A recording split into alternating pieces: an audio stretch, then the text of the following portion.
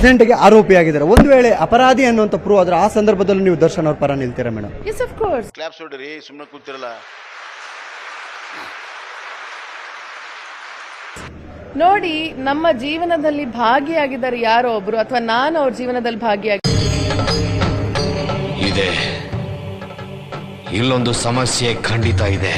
ಸಮಾಜದಲ್ಲಿ ಒಂದು ಪ್ರಮುಖ ಸ್ಥಾನದಲ್ಲಿರುವಂತವರು, ಜನರಿಗೆ ಮಾದರಿ ಆಗಿರುವಂತವ್ರು ಈ ತರದ ಪ್ರಕರಣಗಳಲ್ಲಿ ಒಳಗೋದಾಗ ಏನಾಗುತ್ತೆ ಮೇಡಮ್ ಮೆಸೇಜ್? ಮೆಸೇಜ್ ಕೊಡ್ತಿರೋದು ನೀವು. ನಮ್ಮ ದೇಶ ನಾವು ಕೊಟ್ಟಿರೋ ದೇಶ ಇದು. ನಾವಲ್ಲ ಮೇಡಮ್, ನಾವೇನು ಅವ್ರಿಗೆ ಕೊಲೆಯಾರೋಪಿಯಾಗಿ ನಾವು ಮಾಡಿಲ್ಲ.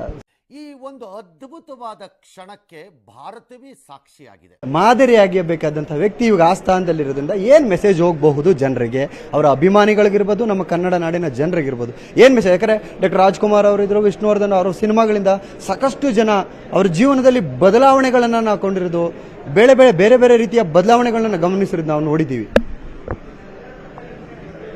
ನನ್ನ ಮಾತೆಲ್ಲ ತುಂಬಾ ಬೋರಿಂಗ್ ಅನ್ನಿಸ್ತಾ ಇತ್ತು. ನಾನು ಯಾಕೆ ಎಂಥ ಸಿನಿಮಾಗಳನ್ನು ಒಪ್ಕೊಳ್ತೀನಂದರೆ, ಮಚ್ಚು ಈ ಥರದ ಸಿನಿಮಾಗಳಿರಬಾರ್ದು ಅಂತ ನಾನು ಹೇಳ್ತಾ ಬರ್ತಿದ್ದೆ. Of course it doesn't sound interesting. ನಿಮಗೆ ಆಗಲಿ ಯಾವುದೇ ಮಕ್ಕಳಿಗೆ ಏನು ಕಾಣಬೇಕಂದ್ರೆ ಇವಾಗ ಸೆನ್ಸೇಷನ್ ಇರಬೇಕು ಅಂತ. That's how you people also do the, ಅಂದರೆ channels also has turned in to a sensation thing. So ಆ ಸೆನ್ಸೇಷನ್ ಏನು ಮಾಡತ್ತಂತ ಹೇಳಿದ್ರೆ, ದೇವ್ರು ನಿನ್ಗೆ ಒಳ್ಳೇದು ಮಾಡ್ತದ, ನಿನ್ ಜನ್ಮಕ್ಕೆ ಹೋಗೋ. Course we were very happy about it. Or some other movie makes money out of it and we are very happy about it.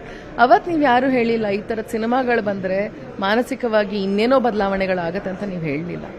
Don't you think it's time that you should be saying that ನಾವ್? ಅಲ್ಲಲ್ಲಲ್ಲಲ್ಲಲ್ಲಲ್ಲ. ಮತ್ತೆ ಭೇಟಿಯಾಗೋಣ. ನಮಸ್ಕಾರ.